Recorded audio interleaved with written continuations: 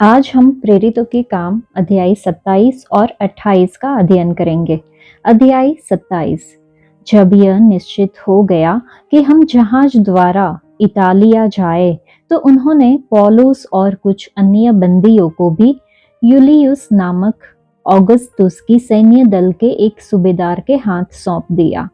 अद्रमितियुम के एक जहाज पर, जो आसिया के किनारे की जगहों में जाने पर था, चढ़कर हमने उसे खोल दिया और अरिस्तर्खुस नामक थिस्सलुनीके का एक मकीदुनी हमारे साथ था। दूसरे दिन हमने सीदोन में लंगर डाला और यूलियुस ने पौलुस पर कृपा करके उसे मित्रों के यहाँ जाने दिया कि उसका सत्कार किया जाए। वहां से जहाज खोलकर हवा विरुद्ध होने के कारण हम साइप्रस की आड़ में होकर चले और किलिकिया और पंफुलिया के निकट के समुद्र में होकर लूसिया के मूरा में उतरे। वहां सूबेदार को सिकंदरिया का एक जहाज इतालिया जाता हुआ मिला और उसने हमें उस पर चढ़ा दिया। जब हम बहुत दिनों तक धीरे धीरे चलकर कठिनता से कनिदुस के सामने पहुंचे, तो इसलिए कि हवा हमें आगे बढ़ने न देती थी, हम सलमोने के सामने से होकर क्रेते की आड़ में चले और उसके किनारे किनारे कठिनता से चलकर शुभ लंगरबारी नामक एक जगह पहुंचे, जहां से लसिया नगर निकट था।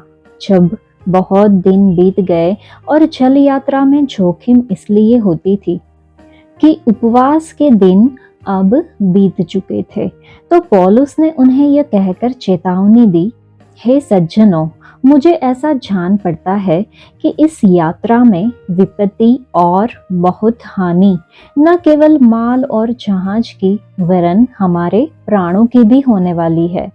परंतु सूबेदार ने कप्तान और जहाज के स्वामी की बातों को पौलुस की बातों से बढ़कर माना। वह बंदरगाह झाड़ा काटने के लिए अच्छा न था, इसलिए बहुतों का विचार हुआ कि वहां से जहाज खोलकर यदि किसी रीति से हो सके तो फिनिक्स में पहुंचकर झाड़ा काटे। यह तो क्रेते का एक बंदरगाह है जो दक्षिण पश्चिम और उत्तर पश्चिम की ओर खुलता है। जब दक्षिणी हवा बहने लगी तो उन्होंने सोचा कि उन्हें जिसकी जरूरत थी वह उनके पास थी, इसलिए लंगर उठाया और किनारे के किनारे समुद्र तट के पास चल दिए। परंतु थोड़ी देर में जमीन की ओर से एक बड़ी आंधी उठी, जो यूरकुलिन कहलाती है। जब आंधी जहाज पर लगी तब वह हवा के सामने ठहर न सका, अतः हमने उसे बहने दिया और इसी तरह बहते हुए चले गए। तब कौदा नामक एक छोटे से टापू की आड़ में बहते बहते हम कठिनता से डोंगे को वश में कर सके।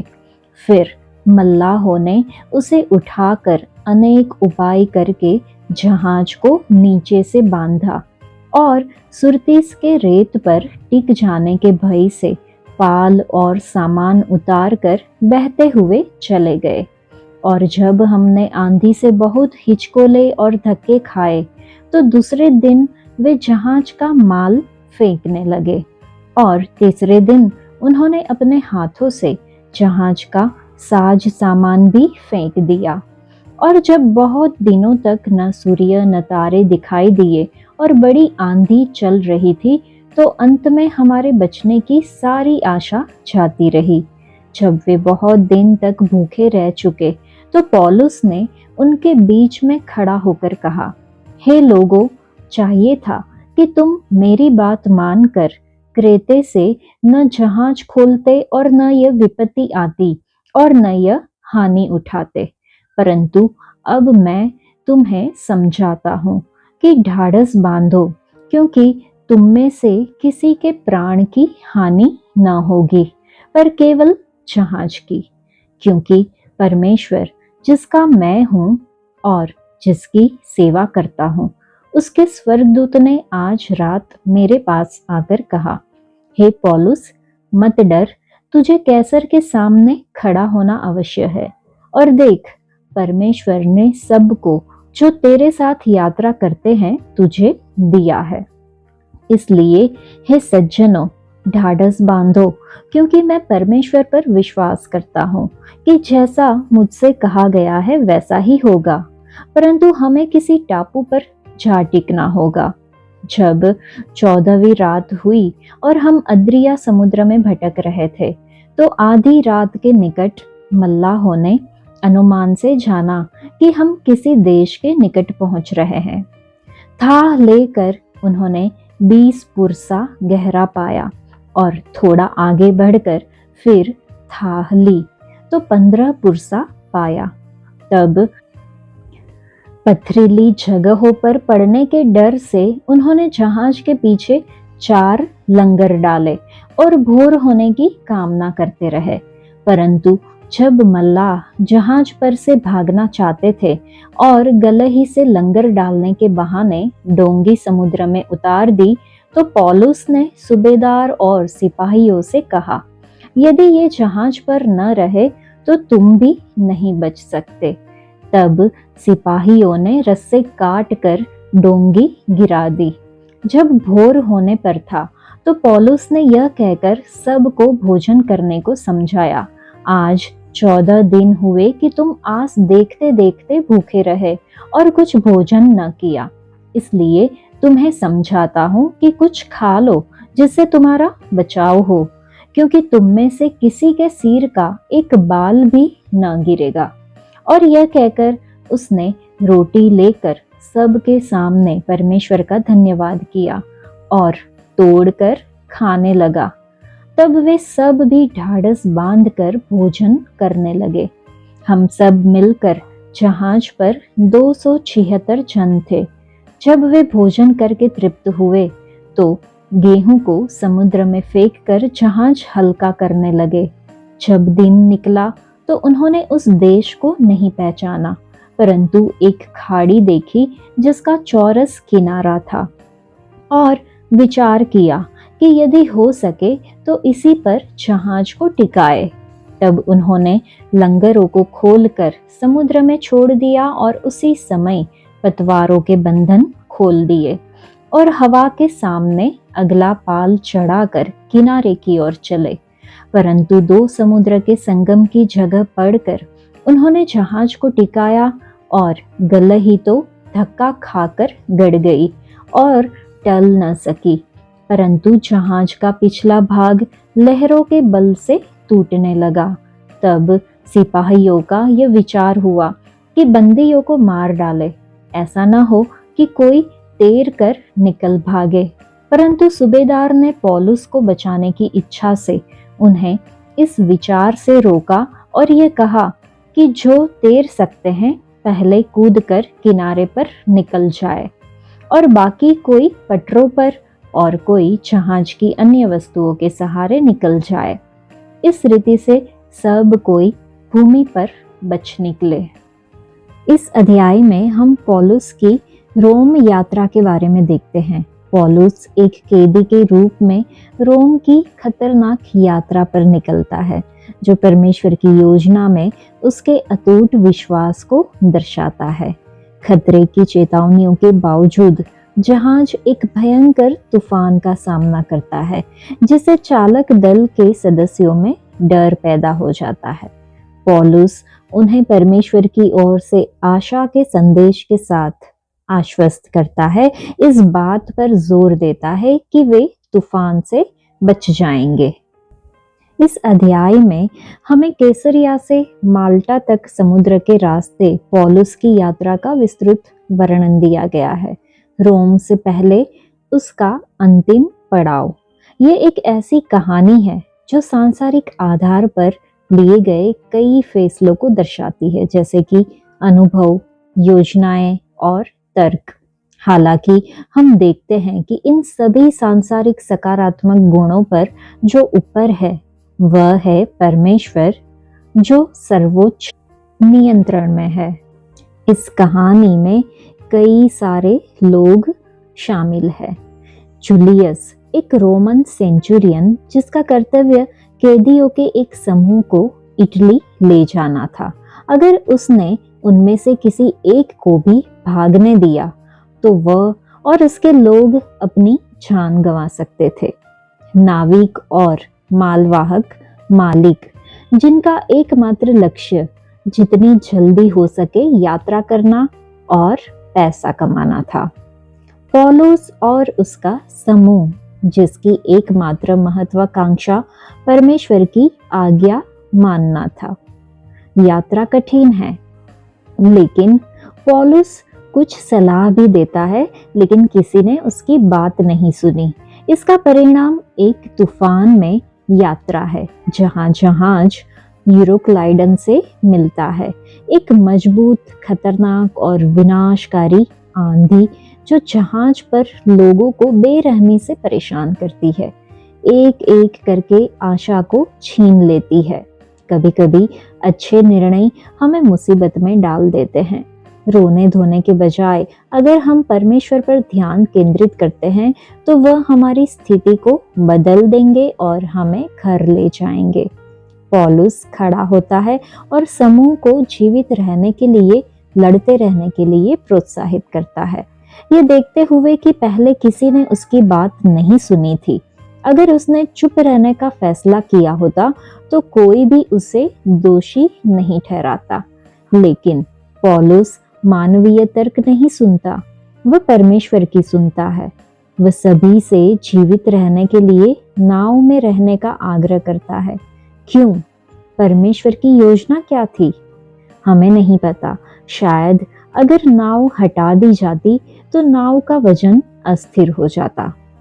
शायद पौलुस जानता था कि अगर नाविक चले गए तो वे मर जाएंगे। केवल वे ही जीवित रहेंगे जो रुके रहेंगे। परमेश्वर का कारण जो भी हो, पौलुस ने सवाल नहीं किया। उसने बस वही किया जो उसे बताया गया था कि अगर ये लोग जहाज में नहीं रहते तो तुम बच नहीं सकते। सूबेदार ने उसकी बात मान ली और वे सभी नाव से सुरक्षित रूप से किनारे पर भाग गए। उन्होंने सब कुछ खो दिया, लेकिन परमेश्वर ने उन्हें आतिथ्य प्रदान किया और उनकी जरूरतों को पूरा किया, जो कि हम अध्याय 28 में देखेंगे। तो हमें सीखना है कि तूफान को ना देखे, परमेश्वर को देखे, नाव में रहे। अपने खाने पीने के सामान के बारे में या फिर किसी और चीज के बारे में मत सोचे। जब जरूरत होगी तो आपको सब कुछ मिल जाएगा। परमेश्वर आपको एक नई शुरुआत देने और आपको आपकी मंजिल तक पहुंचने के लिए जो कुछ भी चाहिए वह देने में पूरी तरह से सक्षम है।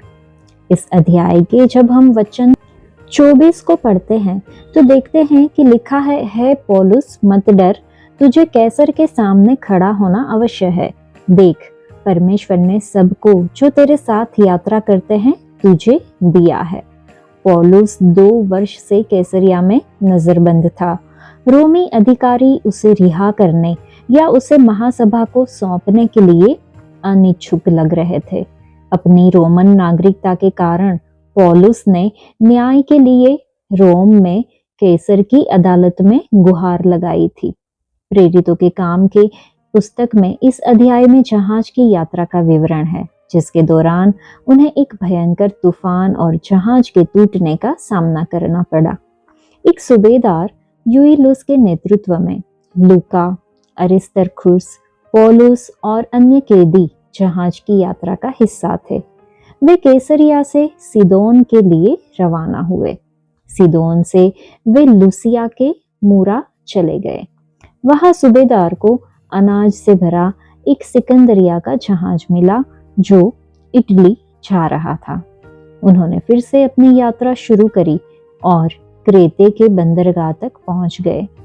सर्दी के मौसम के करीब आने पर हवाएं चलने लगी थी और पौलुस ने यूलियुस को ये चेतावनी देने की कोशिश करी कि वह लोग मौसम बदलने तक वहीं रुक जाए।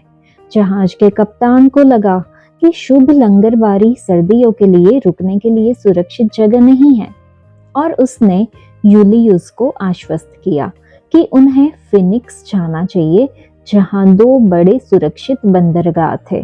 दुर्भाग्य से जब वे क्रेते के तट पर नौकायान कर रहे थे, तब वे एक तूफान में फंस गए, जिसने उन्हें फिनिक्स में उतरने से रोक दिया और उन्हें खुले समुद्र में धकेल दिया। जहाज को बहुत ज्यादा नुकसान पहुंचा और वह प्रचंड तूफान में बह गया। कुछ दिनों के बाद चालक दल द्वारा जहाज को धीमा करने और स्थिर करने के लिए माल और साज सामान भी बाहर फेंकने पड़े। पौलुस ने जहाज पर सवार सभी लोगों को आश्वस्त किया कि समुद्र में उनके सामने आने वाले खतरे के बावजूद जहाज पर सवार सभी लोगों की जान सुरक्षित होगी। प्रभु के एक स्वर्गदूत ने उसे आश्वासन दिया कि वे रोम पहुंचेंगे, जहां पौलुस कैसर के सामने खड़ा होगा। जहाज आखिरकार रेतीले समुद्र तट पर जा पहुंचा, एक चट्टान पर फंस गया और टुकड़ों में टूट गया। सैनिकों ने कैदियों को मारने की योजना बनाई ताकि कोई बच न सके, लेकिन यूलियुस ने उन्हें रोक दिया। जो तैर सकते थे वो तैर कर बाहर निकल आए और अन्य लोग ने लहरों पर सवार होकर किनारे तक पहुंचने के लिए जहाज के तख्तों का सहारा लिया। बचे हुए लोग माल्टा द्वीप पर उतरे और वहां 3 महीने तक रहे, जहां पौलुस ने लोगों की सेवा की और द्वीपवासियों ने उनकी जरूरतों का ख्याल रखा। 3 महीने बाद यूलियुस को रोम जाने वाला और सिकंदरिया का जहाज मिला और वे उस पर सवार हो गए। पौलुस ने अस्त व्यस्त परिस्थितियों में भी परमेश्वर की उपस्थिति को महसूस किया और दूसरों को प्रोत्साहित किया। इस अध्याय में जीवन के तूफानों को पार करने, परमेश्वर के वादों पर भरोसा करने और प्रतिकूल परिस्थितियों में आशा खोजने के बारे में मूल्यवान अंतर्दृष्टि प्रदान की गई है। अध्याय 28। जब हम बच निकले तो पता चला कि यह टापू माल्टा कहलाता है और वहां के निवासियों ने हम पर अनोखी कृपा की, क्योंकि मेघ के कारण जो बरस रहा था और झाड़े के कारण उन्होंने आग सुलगा कर हम सब को ठहराया। जब पौलुस ने लकड़ियों का गट्ठा बटोर कर आग पर रखा तो एक सांप आंच पाकर निकला और उसके हाथ से लिपट गया। जब उन निवासियों ने सांप को उसके हाथ में लटके हुए देखा तो आपस में कहा, सचमुच यह मनुष्य हत्यारा है कि यद्यपि समुद्र से बच गया तो भी न्याय ने जीवित रहने न दिया। तब उसने सांप को आग में झटक दिया और उसे कुछ हानि न पहुंची, परंतु वे प्रतीक्षा कर रहे थे कि वह सूझ जाएगा या एकाएक गिरकर मर जाएगा। परंतु जब वे बहुत देर तक देखते रहे और देखा कि उसका कुछ भी नहीं बिगड़ा, तो और ही विचार कर कहा, यह तो कोई देवता है। उस जगह के आसपास पुबलियुस नामक उस टापू के प्रधान की भूमि थी। उसने हमें अपने घर ले जाकर 3 दिन मित्र भाव से पहुनाई की। पुबलियुस के पिता तेज बुखार और पेचिश से रोगी पड़ा था, अतः पौलुस ने उसके पास घर में जाकर प्रार्थना की और उस पर हाथ रखकर उसे चंगा किया। जब ऐसा हुआ तो उस टापू के बाकी बीमार आए और चंगे किए गए। उन्होंने हमारा बहुत आदर किया और जब हम चलने लगे तो जो कुछ हमारे लिए आवश्यक था जहाज पर रख दिया। 3 महीने के बाद हम सिकंदरिया के एक जहाज पर चल निकले, जो उस टापू में झाड़े काट रहा था और जिसका चिन्ह दियुसकुरी था। सुरकुसा में लंगर डाल करके हम 3 दिन टिके रहे। वहां से हम घूमकर रेगियुम में आए और 1 दिन के बाद दक्षिणी हवा चली। तब दूसरे दिन पुतियुली में आए। वहां हमको कुछ भाई मिले और उनके कहने से हम उनके यहाँ 7 दिन तक रहे। और इस रीति से हम रोम को चले। वहां से वे भाई हमारा समाचार सुनकर अप्पियुस के चौक और 3 सराय तक हमारी भेंट करने को निकल आए, जिन्हें देखकर पौलुस ने परमेश्वर का धन्यवाद किया और ढाढ़स बांधा। जब हम रोम में पहुंचे तो पौलुस को एक सिपाही के साथ जो उसकी रखवाली करता था अकेले रहने की आज्ञा हुई। 3 दिन के बाद उसने यहूदियों के प्रमुख लोगों को बुलाया और जब वे इकट्ठे हुए तो उनसे कहा, हे भाइयों, मैंने अपने लोगों के या पूर्वजों की प्रथाओं के विरोध में कुछ भी नहीं किया, फिर भी बंदी बनाकर यरूशलेम से रोमियों के हाथ सौंपा गया। उन्होंने मुझे जांच कर छोड़ देना चाहा, क्योंकि मुझ में मृत्यु के योग्य कोई दोष न था। परंतु जब यहूदी इसके विरोध में बोलने लगे तो मुझे कैसर की दुहाई देनी पड़ी। यह नहीं कि मुझे अपने लोगों पर कोई दोष लगाना था, इसलिए मैंने तुमको बुलाया है कि तुमसे मिलूं और बातचीत करूं, क्योंकि इस्राएल की आशा के लिए मैं इस जंजीर से जकड़ा हुआ हूँ। उन्होंने उससे कहा, न हमने तेरे विषय में यहूदियों से चिट्ठियां पाई और न भाइयों में से किसी ने आकर तेरे विषय में कुछ बताया और न बुरा कहा, परंतु तेरा विचार क्या है वही हम तुझसे सुनना चाहते हैं, क्योंकि हम जानते हैं कि हर जगह इस मत के विरोध में लोग बातें करते हैं। तब उन्होंने उसके लिए एक दिन ठहराया और बहुत से लोग उसके यहाँ इकट्ठे हुए और वह परमेश्वर के राज्य की गवाही देता हुआ और मूसा की व्यवस्था और भविष्यद्वक्ताओं की पुस्तकों से यीशु के विषय में समझा समझा कर भोर से सांझ तक वर्णन करता रहा। तब कुछ ने उन बातों को मान लिया और कुछ ने विश्वास न किया। जब वे आपस में एक मत न हुए तो पौलुस के इस एक बात के कहने पर चले गए, पवित्र आत्मा ने यशाया भविष्यद्वक्ता के द्वारा तुम्हारे पूर्वजों से ठीक ही कहा, जाकर इन लोगों से कह कि सुनते तो रहोगे परंतु न समझोगे, और देखते तो रहोगे परंतु न बूझोगे, क्योंकि इन लोगों का मन मोटा और उनके कान भारी हो गए हैं और उन्होंने अपनी आंखें बंद की है। ऐसा ना हो कि वे कभी आंखों से देखे और कानों से सुने और मन से समझे और फिरे और मैं उन्हें चंगा करूं। अतः तुम जानो कि परमेश्वर के इस उद्धार की कथा अन्य जातियों के पास भेजी गई है और वे सुनेंगे।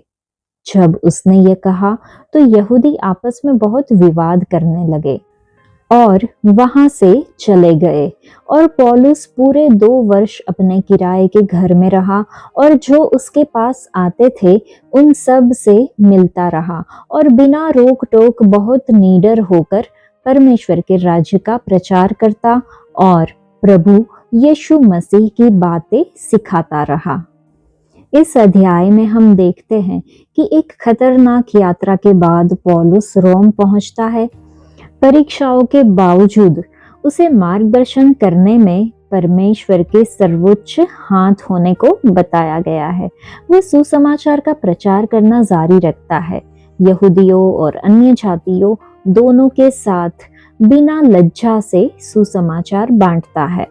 पौलुस का अटूट विश्वास हमारे सेवकाई में दृढ़ता के महत्व को दर्शाता है, यहाँ तक कि प्रतिकूल परिस्थितियों के बीच में भी हमें परमेश्वर की योजना पर भरोसा रखना चाहिए, तब भी जब रास्ता कठिन हो।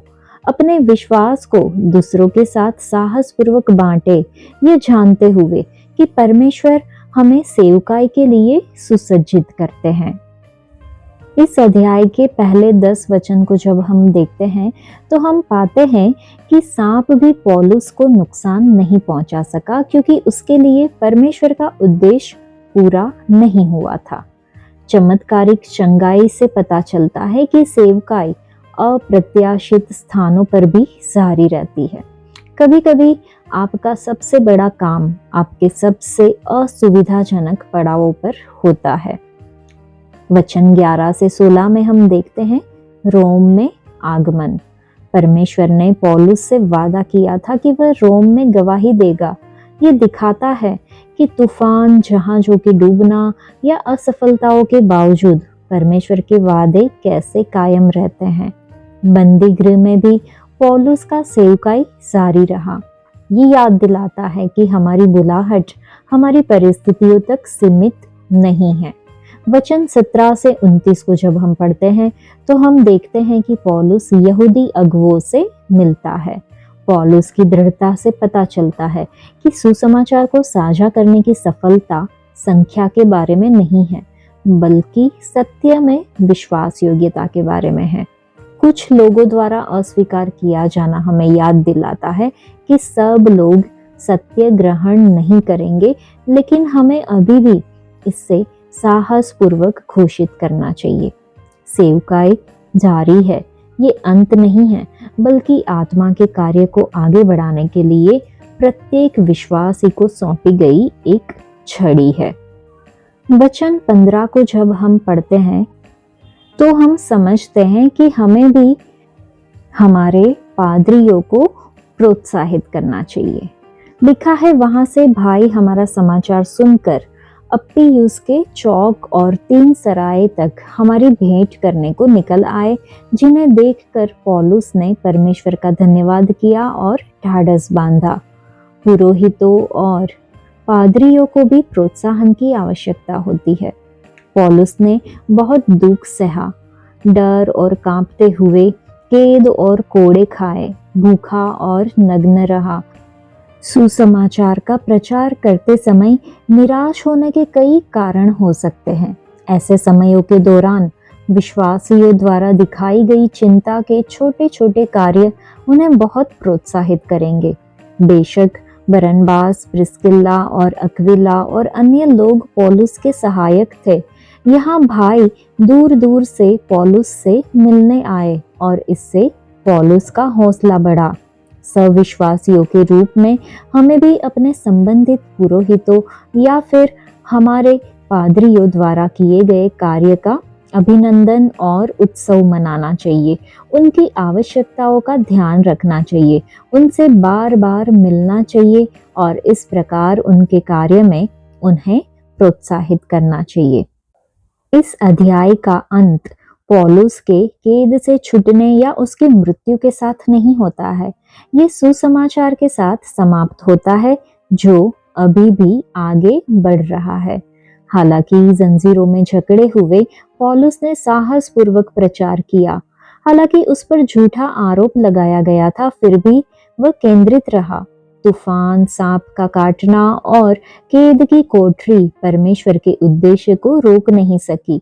आत्मा की आग तब भी उसके भीतर जल रही थी।